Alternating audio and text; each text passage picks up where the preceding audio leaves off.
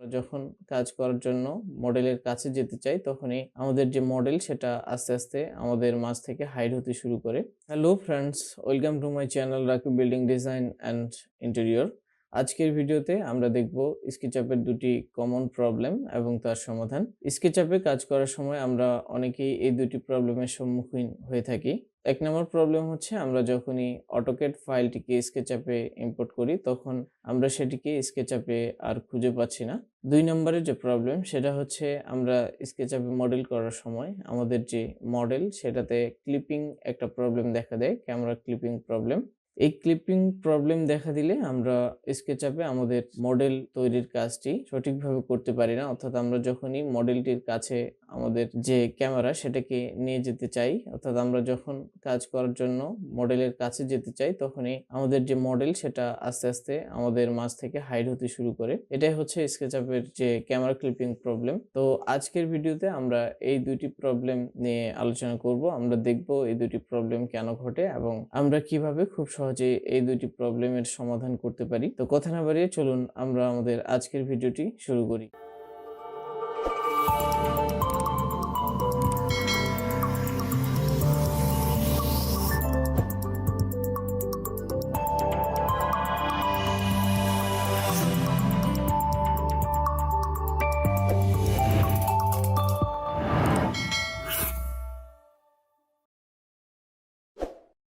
ওকে, তো আমরা স্কেচআপে যারা কাজ করি তারা প্রায় এই সমস্যাটির সম্মুখীন হয়ে থাকবো আমরা। সমস্যাটি হলো আমরা যখন AutoCAD ফাইলটিকে স্কেচআপে ইম্পোর্ট করব তখন সেটাকে আর খুঁজে পাবো না। অর্থাৎ আমরা সেটাকে স্কেচআপে মডেল করার জন্য ফাইন্ড আউট করতে পারবো না। এই সমস্যাটির সমাধান নিয়ে আজকে চলে আসলাম। তো চলুন আমরা এই সমস্যাটির আগে সম্মুখীন হই, তারপর আমরা সেটাকে কিভাবে সমাধান করব সেটাই আজকের ভিডিওতে দেখব। তো আমরা এখন একটি AutoCAD ফাইল আমাদের স্কেচআপে ইম্পোর্ট করব। ইম্পোর্ট করার জন্য আমি চলে যাচ্ছি সরাসরি ফাইল থেকে চলে যাব ইম্পোর্টে গিয়ে আমি এই AutoCAD ফাইলটিকে আমার স্কেচআপে ইম্পোর্ট করতে চাচ্ছি। তো আমি এটাকে সিম্পলি সিলেক্ট করে ইম্পোর্টে একটা ক্লিক করে দেব। ক্লিক করে দিলে আপনারা দেখতে পাচ্ছেন আমি AutoCAD এর যে প্ল্যানটিকে আমার স্কেচআপে ইম্পোর্ট করলাম সেটা কিন্তু আমার যে স্কেচআপ সেটাতে দেখা যাচ্ছে না। আমরা সেটাকে আর খুঁজে পাচ্ছি না। আমরা যে মডেল ক্রিয়েট করব সেটা আর খুঁজে পাচ্ছি না। তো সেটা কেন হয়, এই প্রবলেমটি কেন হয়, এটার সমাধান কি সেটা এখন আমরা দেখব। তো আমরা দেখতে পাচ্ছি স্কেচআপে আমাদের যে ডিফল্ট রে সেটাতে কিন্তু 3টা লাইন দেওয়া আছে, একটা রেড লাইন, একটা গ্রিন লাইন আর একটা হচ্ছে ব্লু লাইন। এই রেড লাইনটা হচ্ছে এক্স অক্ষকে নির্ধারণ করে, তারপর যে আমাদের গ্রিন লাইন সেটা ওয়াই অক্ষ বরাবর চলে গেছে, আর যেটা আমাদের ব্লু লাইন সেটা কিন্তু জেড অক্ষ বরাবর চলে গেছে। স্কেচআপ যেহেতু এটা একটা 3D সফটওয়্যার, তো এখানে 3 ধরনের ডাইমেনশনে আমরা দেখতে পাচ্ছি। একটা হচ্ছে এক্স অক্ষ বরাবর, ওয়াই অক্ষ বরাবর এবং জেড অক্ষ বরাবর। তো আপনারা দেখতে পাচ্ছেন আমাদের যে এক্স অক্ষ এবং ওয়াই অক্ষ এবং জেড অক্ষ যেখানে মিলিত হয়েছে, আমাদের এই যে বিন্দুটা এটা হচ্ছে 0 পয়েন্ট, অর্থাৎ এইখানে আমাদের যে ভ্যালু সেটা হচ্ছে 0। তো আমরা যখন আমাদের AutoCAD ফাইলটিকে সেভ করি তখন AutoCAD এরও কিন্তু একটা 0 ভ্যালু আছে। আমি যদি আপনাদেরকে দেখাই, আমরা AutoCAD এর একটা ভ্যালু দেখতে পাবো, সেটা হচ্ছে আমাদের UCS আইকনের ওখানে এক্স অক্ষ এবং ওয়াই অক্ষ যেখানে মিলিত হয়েছে। তো আমরা সেটা দেখার জন্য আমরা AutoCAD এর আমাদের গ্রিড লাইনগুলোকে অন করে দিচ্ছি। গ্রিড লাইন অন করে দিলে আপনারা দেখতে পাবেন এই যে এখানে এক্স অক্ষ এবং ওয়াই অক্ষ দেখাবে। এই যে আপনারা এখানে দেখতে পাচ্ছেন আমার AutoCAD-এও কিন্তু দুটি অক্ষ দেওয়া আছে, একটা হচ্ছে রেড লাইন আর একটা হচ্ছে গ্রিন লাইন অর্থাৎ সবুজ লাইন। তো আমাদের এই গ্রিন লাইন এবং রেড লাইন যেখানে মিলিত হয়েছে সেটা হচ্ছে 0 অক্ষ, এই অক্ষটা।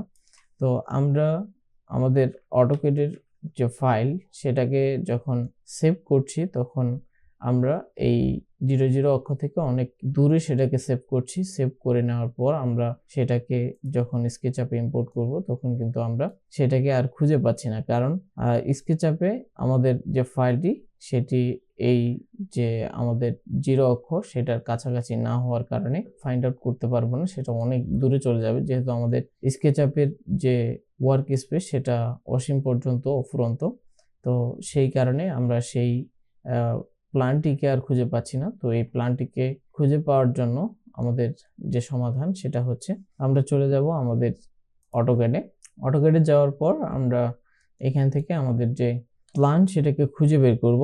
খুঁজে বের করার জন্য আমরা আমাদের যে প্ল্যান সেটাকে আমাদের যে অটোক্যাড ফাইল সেটাকে করব জুম করার জন্য আমরা সিম্পলি জাস্ট এন্টার ক্লিক করব। ক্লিক করলে আমাদের যে প্ল্যান সেটাকে কিন্তু আমরা খুব সহজেই খুঁজে পেয়ে যাব। তারপর আমরা এখান থেকে এটাকে করব সিলেক্ট করে আমরা সিম্পলি এটাকে মুভ করে নিয়ে আসবো আমাদের যে সেন্টার পয়েন্ট সেটার কাছে। তো আমরা সেন্টার পয়েন্টটাকে খুঁজে বের করব। এই যে এটা হলো আমাদের সেন্টার পয়েন্ট আর আমাদের প্ল্যান এইখানে। তো আমরা এটাকে নিয়ে আসবো একেবারে আমাদের সেন্টার পয়েন্টের কাছে। আমি এটাকে মুভ করে একেবারে সেন্টার পয়েন্টের কাছে নিয়ে আসলাম। কাছে নিয়ে এসে এখন আমরা এটাকে করে দেব সেভ করার পর এখন আমরা যদি এই অটোক্যাড প্ল্যানটিকে আমাদের স্কেচআপে ইম্পোর্ট করি তখন কিন্তু আমরা আমাদের প্ল্যানটিকে খুঁজে পাবো। তো চলুন আমরা দেখি আমরা সেটাকে খুঁজে পাচ্ছি কিনা। আমরা এটাকে সেভ করে দিলাম। তো আমরা এই স্কেচআপ ফাইলটি থেকে বের হয়ে আসলাম। বের হয়ে আসার পর আবার চলে যাচ্ছি আমাদের স্কেচআপ প্রো 2022।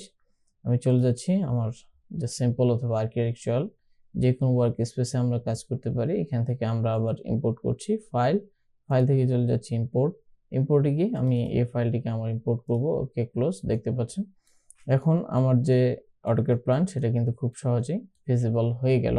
তো আমরা এইভাবে আমাদের এই সমস্যাটি সমাধান করতে পারি। যখনই আপনারা দেখবেন আমার যে অটোক্যাড ফাইল সেটা স্কেচআপে শো করছে না তখন আপনারা বুঝে নেবেন যে আমার অটোক্যাড ফাইল সেটা আমার ইউসিএস আইকন অর্থাৎ আমার যে 0 অক্ষর সেটা থেকে অনেক দূরে সেভ করা আছে, অনেক দূরে আছে। তো আপনারা আপনাদের অটোক্যাড ফাইলটিকে আপনাদের যে 0 অক্ষর সেটার কাছাকাছি নিয়ে আসবেন, নিয়ে এসে সেভ করে তারপর আবার যদি স্কেচআপে ইম্পোর্ট করেন তাহলে সেটা ইম্পোর্ট হয়ে যাবে আর আপনারা সেটা দেখতে পাবেন। এখন আমরা দ্বিতীয় সমস্যা নিয়ে কথা বলি। ওকে, তো আমরা স্কেচআপে কাজ করার সময় 2 নম্বরের যে সমস্যাটির সম্মুখীন হই সেটা হচ্ছে আমাদের স্কেচআপের যে অবজেক্ট ক্লিপিং সেটা। তো আমরা চলে যাচ্ছি আমাদের স্কেচআপের আরো একটি ফাইলে। তো আমি ওপেন করে নিচ্ছি আমার স্কেচআপের আরো একটি ফাইল যেটাতে আমি আমার 3D অবজেক্ট ক্রিয়েট করার চেষ্টা করছিলাম। তো আমি এই ফাইলটিকে ওপেন করে নিলাম। এই ফাইলটিকে ওপেন করে নেওয়ার পর এখন আমরা দেখব এই ফাইলটির কি সমস্যা। তো আমরা যখনই যাচ্ছি আমাদের ফাইলের কাছে অর্থাৎ আমাদের 3D ওয়ালগুলোর কাছে দেখতে পাচ্ছেন এখানে একটা ক্যামেরা ক্লিপিং ক্রিয়েট হচ্ছে। আমরা দেখতে পাচ্ছি না সেটা, যখনই কাছে যাচ্ছি তখন ক্লিপিং হয়ে এটা হাইড হয়ে যাচ্ছে আমাদের মাঝ থেকে। তো আমরা যখন স্কেচআপে কাজ করতে যাব আমি পেন টুল নিয়ে যখন ওয়াল ক্রিয়েট করতে যাচ্ছি দেখতে পাচ্ছেন আমার কিন্তু যে অটোক্যাড ফাইল সেটাই চলে যাচ্ছে। এই সমস্যাটি আমরা কিভাবে সমাধান করব?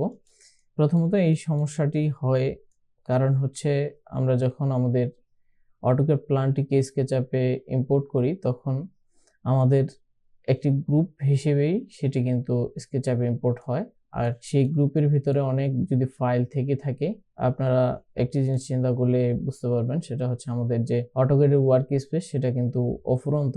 তো আমরা যখন অটোক্যাডে কাজগুলো করে থাকি তখন আমাদের বিভিন্ন জায়গায় ছোট ছোট অনেকগুলো অপশন অথবা ফার্নিচারের কিছু অংশ অথবা ফিকচার এগুলো থেকে থাকে ছড়িয়ে ছিটিয়ে। তো আমরা সেগুলোকে ফাইন্ড আউট না করেই আমাদের যে অটোক্যাড প্ল্যান সেটিকে কিন্তু স্কেচআপে ইম্পোর্ট করে ফেলি। তারপরে যে প্রবলেমটা আমরা ফেস করি সেটা হচ্ছে এই প্রবলেমটা, আমরা যখন সে ফাইলটিকে স্কেচআপে মডেল তুলতে যাই তখন এই ধরনের ক্লিপিং প্রবলেম হয়। অর্থাৎ আমাদের যে এই প্ল্যানটা সেটার সাথে আরো অনেকগুলো ফাইল হয়তোবা আছে, আমরা সেটাকে খুঁজে পাচ্ছি না স্কেচআপে। আপনারা দেখতে পাচ্ছেন আমি যখনই আমার যে স্কেচআপ প্ল্যান সেটাকে সিলেক্ট করছি সেটা কতটুক এরিয়া নিয়ে সিলেক্ট হচ্ছে আপনারা দেখতে পাচ্ছেন এটা অফুরন্ত এরিয়া নিয়ে একটা সিলেক্ট হচ্ছে, অর্থাৎ এই এরিয়াটার ভিতরে আরো কোনো ম্যাশ আমাদের অবশ্যই আছে, সে কারণে আমাদের এই প্রবলেমটা হচ্ছে, আমরা ক্লিপিং প্রবলেম ফেস করছি। তো আমরা কিভাবে এই সমস্যাটা সলভ করব সেটা হচ্ছে প্রথমে আমাদেরকে দেখতে হবে যে আমাদের কোনো কিছু হাইড অবস্থায় আছে কিনা, কোনো অবজেক্ট বা কোনো ম্যাশ।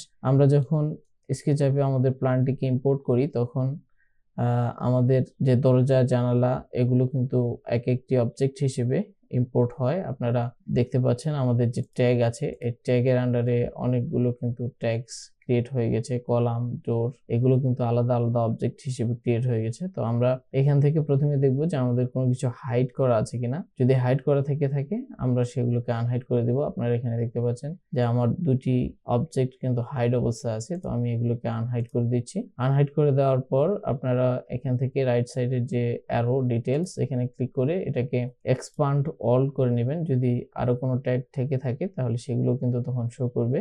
আপনারা এখান থেকে খুঁজে বের করবেন যে আমাদের কোনো অবজেক্ট হাইড অবস্থা আছে কিনা। তো যদি না থাকে তাহলে আপনারা এরপর যেটা করবেন, আপনারা আপনাদের যে প্ল্যান সেটাকে সিলেক্ট করবেন। সিলেক্ট করে সিম্পলি জাস্ট আপনারা এটাকে করে দিবেন এক্সপ্লোড। আমি এটাকে সিলেক্ট করে রাইট ক্লিক করে আমি করে দিলাম এক্সপ্লোড। আমি আমার যে গ্রুপটা ছিল সেটাকে করে দিলাম এক্সপ্লোড, ভেঙে নিলাম। এখন যদি আমি দেখি আমার যে ক্লিপিং প্রবলেম সেটা কিন্তু এখনো আছে। তো এখন আমরা যেটা করব, আমরা আমাদের যে স্কেচআপ মডেল সেটাকে অল সিলেক্ট করব। তো আমি কন্ট্রোল এ প্রেস করলাম, তাহলে কিন্তু অল সিলেক্ট হয়ে গেল যে অসীম ওয়ার্ক এরিয়া। কন্ট্রোল এ প্রেস করার কারণে এখানে সবকিছু কিন্তু সিলেক্ট হয়ে যাবে। এখন আমরা সবকিছু সিলেক্ট করে আমাদের যেটুকু প্রয়োজন সেটুকু রেখে বাকি সবগুলো ডিলিট করে দেব। তো আমি সিম্পলি শিফট চেপে এটাকে যদি সিলেক্ট করি তাহলে কিন্তু এটা আমার আনসিলেক্ট হয়ে যাবে। আনসিলেক্ট হয়ে যাওয়ার পর এখন আমি সিম্পলি জাস্ট ডিলিট বাটনে একটা ক্লিক করে দেব। তো আমি ডিলিটে চাপ দিলাম। এখন আমার এইটুকু অংশ ছাড়া বাকি সকল কিছু কিন্তু ডিলিট হয়ে গেল, অর্থাৎ আমাদের যে আনওয়ান্টেড ম্যাশগুলো ছিল সেগুলো ডিলিট হয়ে গেল। তো এখন যদি আমরা আমাদের এই মডেলটির কাছে যাই, দেখতে পাচ্ছেন এখন কিন্তু আমাদের আর যে ক্লিপিং প্রবলেম সেটা আর নেই, সেটা সলভ হয়ে গেছে। তো আমরা এইভাবে আমাদের যে স্কেচআপের ক্লিপিং প্রবলেম সেগুলোকে সলভ করতে পারি। এখন আপনারা দেখছেন আমি যখন কাজ করতে যাচ্ছি আমার স্কেচআপে তখন কিন্তু সেটা আর ক্লিপিং হচ্ছে না। তো এই ছিল আজকের ভিডিও। আশা করি আপনারা ভিডিওটি শুরু থেকে শেষ পর্যন্ত দেখলে অনেক কিছুই শিখতে পারলেন এবং স্কেচআপের এই দুইটি প্রবলেমের সম্মুখীন আর আপনারা কখনো হবেন না, এই আশা ব্যক্ত করে আজকের ভিডিও এখানে শেষ করছি। আর হ্যাঁ, ভিডিওটি ভালো লেগে থাকলে অবশ্যই আমার YouTube channel Rakib building design and ইন্টেরিয়রকে সাবস্ক্রাইব করে বেল বাটনটিতে ক্লিক করে দিবেন। আর ভিডিওটি ভালো লেগে থাকলে ভিডিওটিতে অবশ্যই লাইক করবেন, বেশি বেশি আপনাদের ফ্রেন্ডদের সাথে শেয়ার করে দিবেন। আমি স্কেচআপ, অটোক্যাড এবং লুমিয়ন সহ সকল ধরনের 3D ভিজুয়ালাইজেশন সফটওয়্যারগুলো আপনাদেরকে শেখানোর চেষ্টা করব, কাজগুলো আপনাদের শেখানোর চেষ্টা করব। তো আজকের ভিডিও এই পর্যন্তই, দেখা হবে নতুন ভিডিওতে। সে পর্যন্ত সবাই ভালো থাকবেন, সুস্থ থাকবেন। আল্লাহ হাফেজ।